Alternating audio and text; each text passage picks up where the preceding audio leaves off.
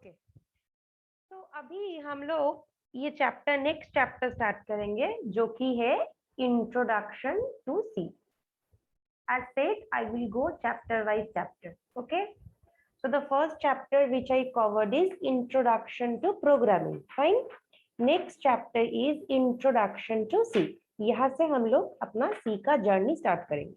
ठीक है. अच्छा, पहले सी को जानने से पहले सी का बैकग्राउंड जान लेना बहुत जरूरी है ना. किसी भी चीज जानने के पहले उसका बैकग्राउंड जानना चाहिए. So this language it was developed in early 1970s by Dennis Ritchie. Okay, so at Bell Laboratories it was developed to be used by Unix operating system. Okay, so C was designed for implementing the system software. Mainly it was first designed to implement the system software. It was later on widely used for developing the portable application software. अभी तक in fact बहुत सारा जितना भी हम लोग system softwares बनाते हैं अभी भी वो चीज सी में ही बनता है, सी में ही प्रोग्राम किया जाता है. And this is the reason why studying this subject is so much important. It is not an obsolete language. Okay, so first it was mainly used for building the system software and later on it was widely used for developing the various portable application software. ठीक है, पर इसका flow कैसा है? पहले तो था ALGOL invent हुआ. ठीक है, उसके बाद मेरा इन्वेंट हुआ BCPL.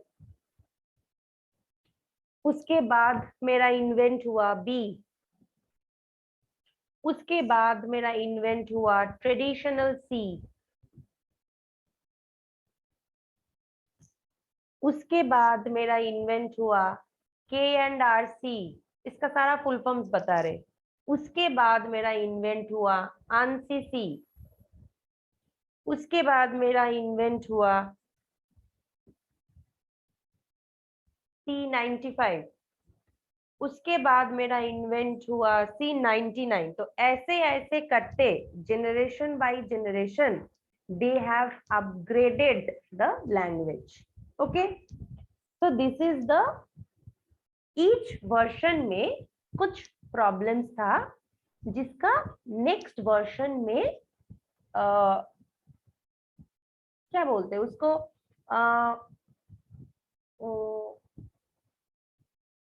इम्प्रोवाइज किया गया था. ठीक है, तो इन सब का फुल फॉर्म तुम लोग खुद से ही देख पाओगे नेट पे. इसके लिए हम और इलाबोरेट नहीं करते. ये K&R-C का जो नाम है ये दो साइंटिस्ट के ऊपर नाम था, कर्निंघम एंड डेनिस रिची. दोनों ने मिलके इसका वर्जन बनाए थे फिर से, तो इसका K&R-C नाम दिया गया था. So like this all the extensions are name. तो एक एक्सटेंशन से दूसरा एक्सटेंशन बेटर है, उससे बेटर है, कुछ नया नया चीज डाल के they have improvised all the versions. Fine. Now what are the characteristics of this C? कुछ कैरेक्टरिस्टिक्स रहा होगा सी लैंग्वेज का.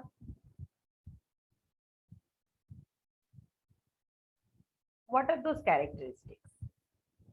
Now, C is a robust language. Robust means it has a rich set of built-in functions. बहुत सारा functions है, built-in functions है, built-in keywords है. So it has a vast set of built-in functions, then operators. So whenever we want to write any complex program, we can use this state of things. So it's a robust language. And few characteristics of C are first is C is a high level language, right? So since C is a high level language, it will enable the programmer to concentrate on the problem which I want to solve. And the good part about high level languages, मेरे पास कोई problem है, उसको solve करने के लिए क्या क्या करना है उसको कॉन्सेंट्रेट करेंगे। मशीन कोड में क्या करना है, ये करना है, वो करेंगे, उस पर कॉन्सेंट्रेट नहीं करना है, उस पर टाइम वेस्ट नहीं करना है, क्योंकि वो काम कंपाइलर करेगा। मेरा high level language to machine code conversion on which the program would run, this will be taken care by the compiler. So this is one characteristics of C. Next is C is a 32 keywords language. इस पे सिर्फ 32 keywords है और ये ही use करके हम लोग सारा प्रोग्रामिंग कर पाते। So it's definitely easy to learn. Small sized keywords है, ठीक है। Next is structured programming के लिए, this is a well suited language. Structured programming concept, it's a well suited language. Fourth, ये language stable है, it's a stable language. It's a core language, it's a portable language, it's an extensive language. Extensible language means what am I saying? Core language, portable language. Portable means तुम बस programme बनाओ, programme में जो लिखे हो वो मेरा OS में मेरा इंडिया पे बैठ के भी जो रन करेगा, हम ये पेन ड्राइव में लेके जाएंगे, यूनाइटेड स्टेट्स में भी वही रन करेगा। It can be portable across different environments, different machines, different OS. Function definitions, function declaration, construct of the program कुछ नहीं चेंज होगा, ठीक है। And is a extensible language. What is meaning of this? Extensible language means it enables the user to add his own functions to the C library. हम लोग functions बनाते हैं ना, मेन मेरा फंक्शन एक है जो तो डिफाइंड है, हम लोग तो खुद से भी functions बनाते हैं, बना सकते हैं, तो we can add our own functions to the C library. Fine. So these are all the characteristics of C. Now what are the uses? Uses के बिना समझेंगे कैसे, क्यों पढ़ रहे हैं ये? What are the uses? Now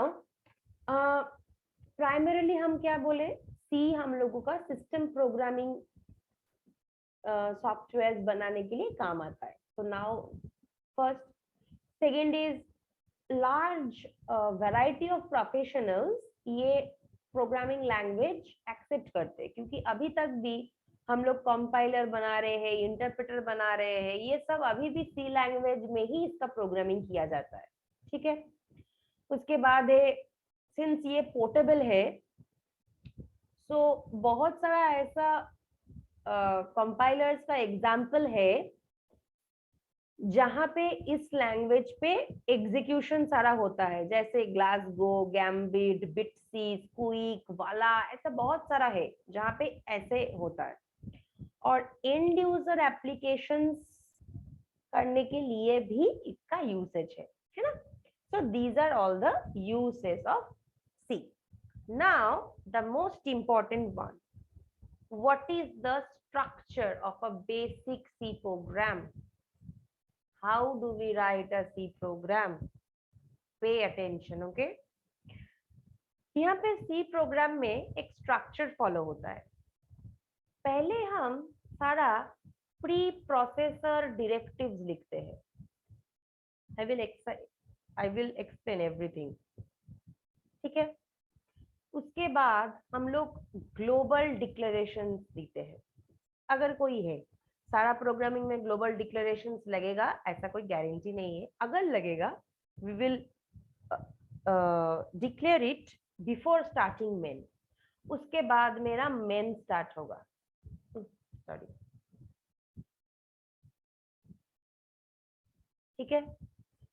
main के भीतर हम लोग लोकल डिक्लेरेशंस बोलते हैं। क्यों लोकल बोलते हैं, क्यों ग्लोबल बोलते हैं, सारा कुछ बोलेंगे, सेमीकोलन।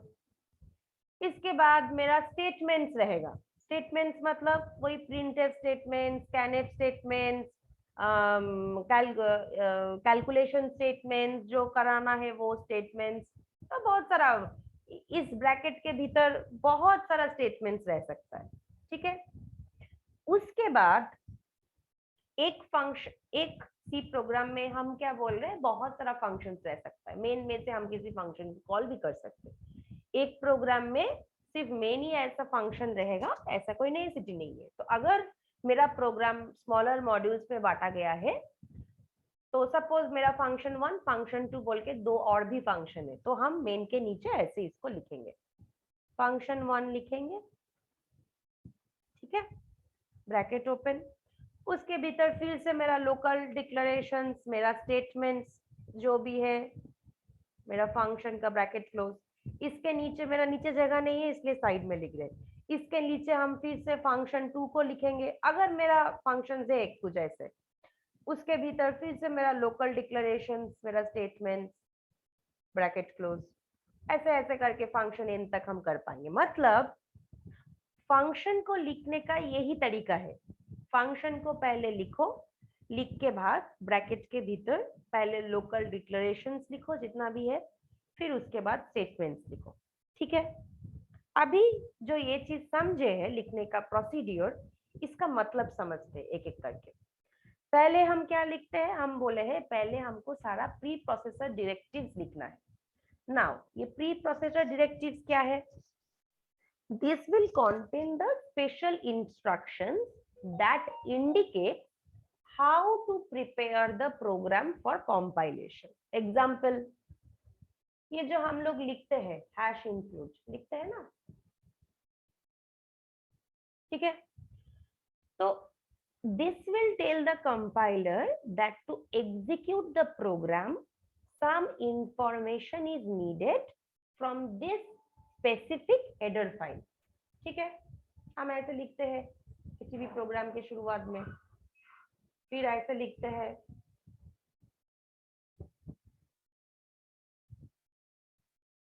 ठीक है।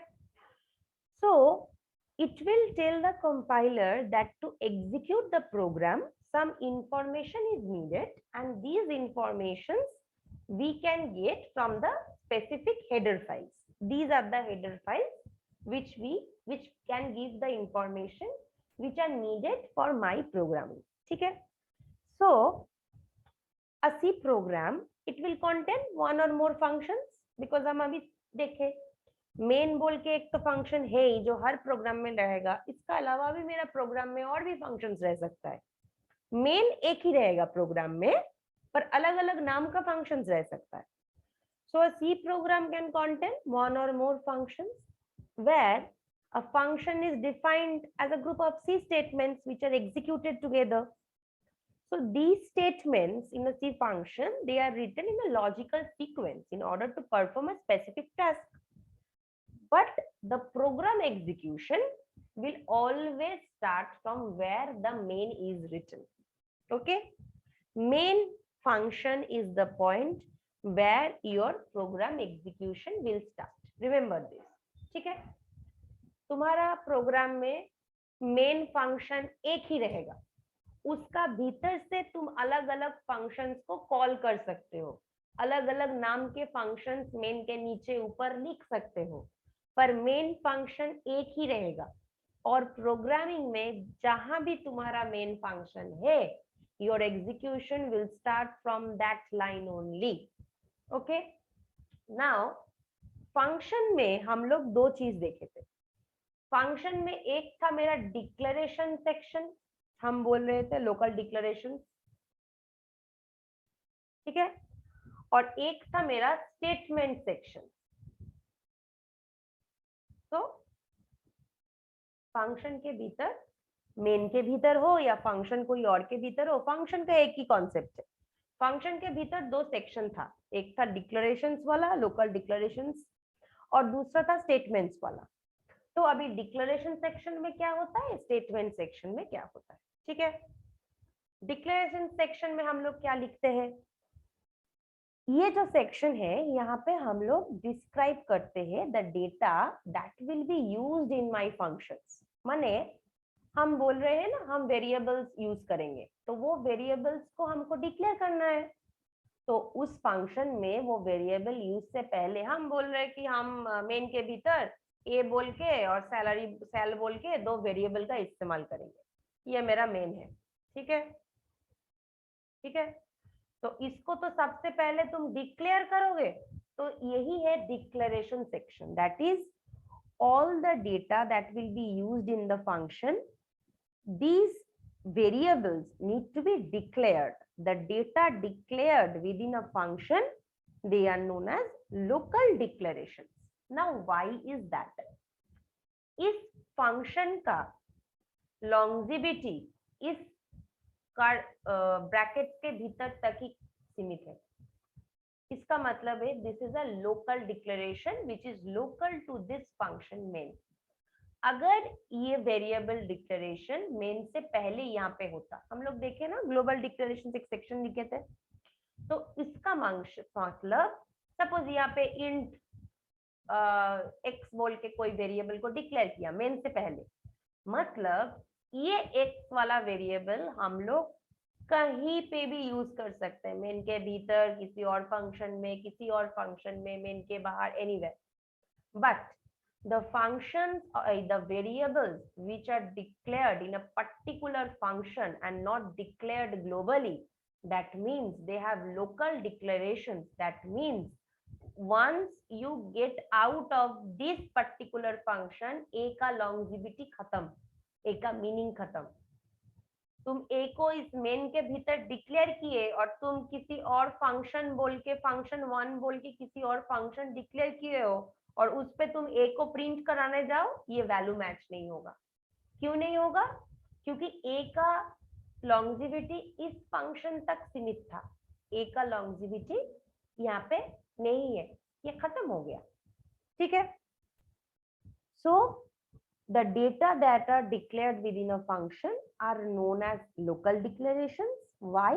Because the data will be visible only within that function. But if these are declared globally before the main, then they can be accessed from any function.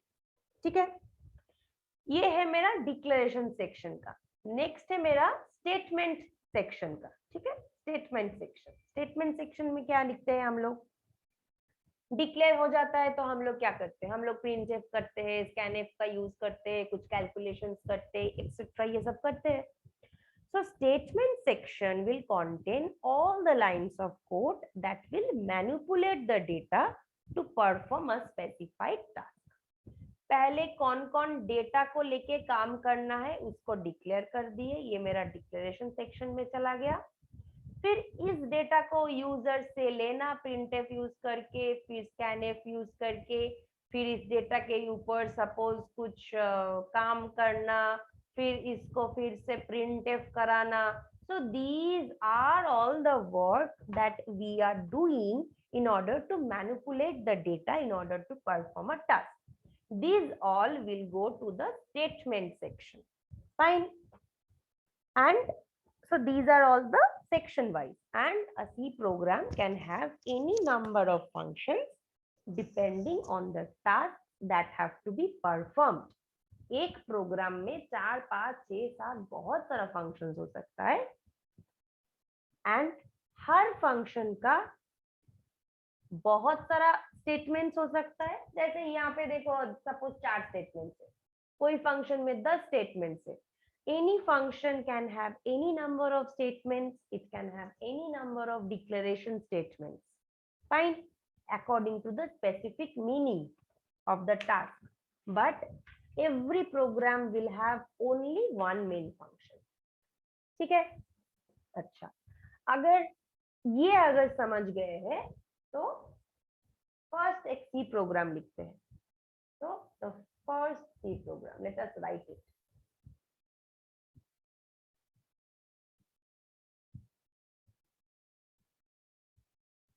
हम लोग क्या सीखे? पहला हम लोग प्री प्रोसेसर डायरेक्टिव्स को लिखते हैं, मतलब hash include stdio .h hash include .h, fine. इसके बाद ग्लोबल डिक्लेरेशंस। हर प्रोग्राम में ग्लोबल डिक्लेरेशंस नहीं होगा। फर्स्ट सी प्रोग्राम लिख रहे हैं, छोटा सा एक प्रोग्राम, हेलो और welcome to the world of C बोल के प्रिंट करेंगे तो इसके लिए कोई ग्लोबल डिक्लेरेशन रहेगा नहीं। फिर उसके बाद क्या होगा, मेन होगा। ठीक है,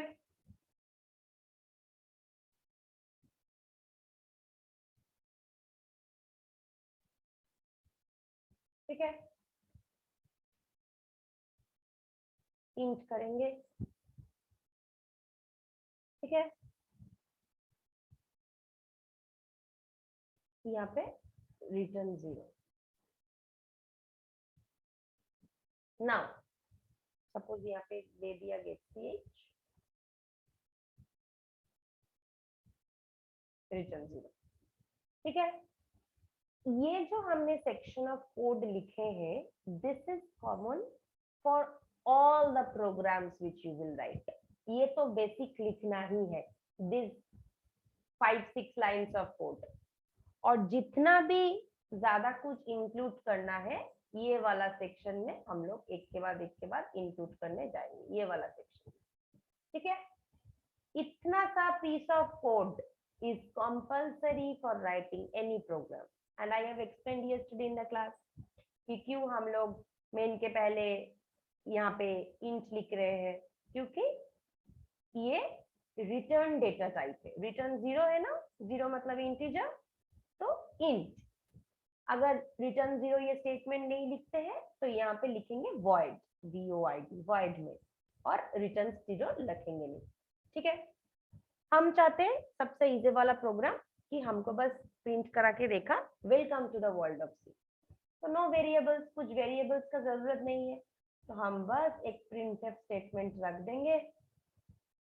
यहाँ पे बोलेंगे welcome to the world of. ठीक है, this is the syntax. Print statement, bracket open bracket close, quotes के भीतर जो लिखते हैं वही प्रिंट होके आता है कंसोल में, and semicolon. Each line must end with a semicolon, but the main this line and this two lines won't have semicolon. Else bracket के भीतर each line will end with a semicolon. Bracket के बाहर कोई semicolon नहीं रहता है, brackets के भीतर, फंक्शंस के ब्रैकेट्स के भीतर हर line will end with a semicolon. Fine. Now one request which I have, I will show the theoretical part. I will also execute the programs when needed. But in the theory part also, I will explaining a lot of programs. It's your duty that each and every छोटा से छोटा लेके अभी time है, सारा कुछ चीज execute करके देखना है। इस प्रोग्राम को भी एग्जीक्यूट करके देखना है, कैसे चलता है, कैसे दिखता है, कैसे होता है। अगर कंप्यूटर है उस पे करो, लैपटॉप है उस पे करो, अगर कुछ भी नहीं है, बैठे बैठे मोबाइल का यूज करके ऑनलाइन सी कंपाइलर टाइप करो। जो भी एक ऑनलाइन का सी कंपाइलर आ रहा है उस पे ये सारा कोड्स लिख के ऑनलाइन कंपाइल करो, रन करो, उस पे भी आउटपुट दिखा देगा। ये मत, हमें ये सुनना नहीं चाहिए कि मेरे पास लैपटॉप नहीं है, मेरे पास कंप्यूटर नहीं है, हम कर नहीं पाए। If you want to learn, you can learn, and if you do not want to, no one will help you to. It's your life, it's your choice. सीखना है या नहीं सीखना है, 50% is dependent on me because I will teach you, 50% is dependent on you because you are the person who will learn and execute to be confident in this subject. Okay, now अभी हर एक चीज का meaning समझेंगे। First is hash include stdio.h। ठीक है, ये एक preprocessor command है। This will tell the computer to include the standard input output library और the header file in the program. Now why? Because this header file has some inbuilt functions. By simply including this file in our code, we can use these functions directly. So input output file will, this header file, it contains functions for the input output of data, like reading values, printing values, mane printf, scanf. These all functions are defined in this header file. Fine. Next is हमने लिखा था int main, right. Every C program contains a main function, which is the starting point of the program. Int is what? It is the return value of my or return data type of my main function. Okay. So after all the statements in the program have been written, the last statement of the program will return an integer value to the OS. Fine. int main के भीतर हम लोग ऐसे bracket करते हैं और इसके भीतर सारा कुछ हम लोग लिखते हैं. Why? Because it is used to group all the related statements to my main function. This section is known as body of the function. Function body. Whatever is written in these statements is known as function body. इसके भीतर हम पहला statement क्या लिखे थे? I wrote a printf statement, right?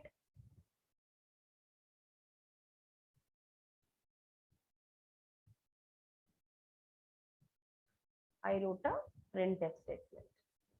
printf के भीतर हम लिखे थे suppose welcome to, हम और बार नहीं लिख रहे हैं, bracket. This is the format. This printf function, this is the function. देखो इसका एक फॉर्मेट है ऐसा वाला, ठीक है. So this function is defined in the stdio.h file and it is used to print the text on my screen. So the message which needs to be displayed on the screen is enclosed within double quotes. Double quotes के भीतर जो भी चीज लिखोगे वो screen पे ऊपर दिखेगा. Fine. Now suppose I want, suppose दो प्रिंटफ स्टेटमेंट है, ठीक है. एक पे है वेलकम टू सी वर्ल्ड, दूसरा पे है हाई, ठीक है. इसके भीतर अगर हम ये लगाते हैं /n, अगर ये कुछ नहीं लगाते हैं तो आउटपुट में क्या दिखेगा? वेलकम दिखेगा, उसके बाद हाई दिख जाएगा. हम चाहते हैं कि हाई वाला जो स्टेटमेंट है वो नेक्स्ट लाइन में दिखे, इसके लिए हम लोग ये सिंबल यूज करते हैं /n. Fine. \n rather, not /n. This will indicate a new line. मतलब जहां कहीं भी प्रिंटफ के भीतर जो कोट्स है उसके भीतर जो है उसका पहले जहां कहीं भी ये /n आए, मतलब ये /n के बाद जो भी मेरा वर्ड्स है वो मेरा हमेशा नेक्स्ट लाइन से होगा. माने हाई से पहले मेरा /n है तो हाई यहाँ पे प्रिंट होगा, ठीक है. सपोज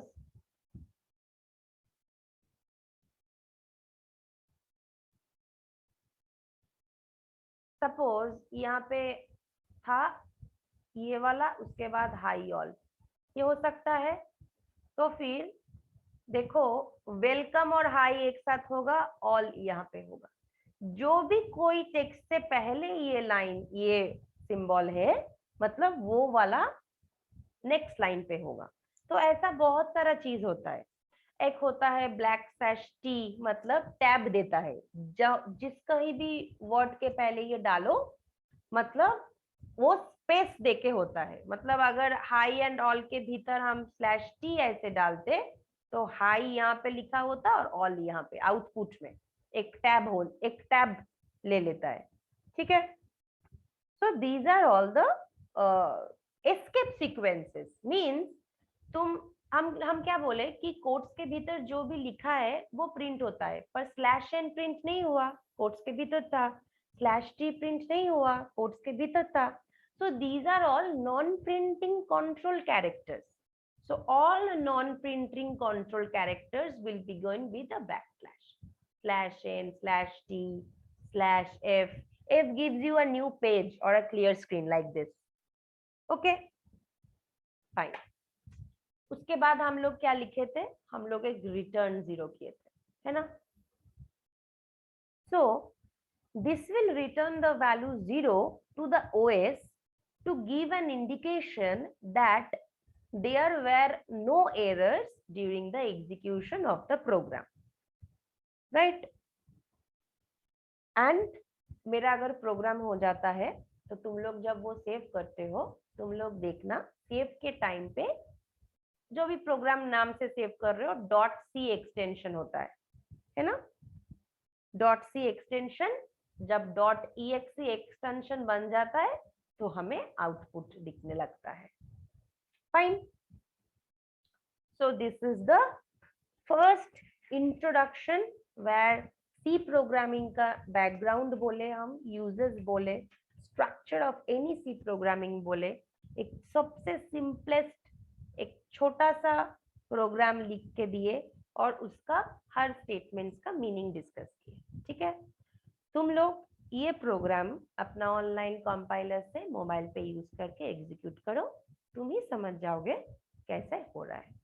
ठीक है, थैंक यू सो मच।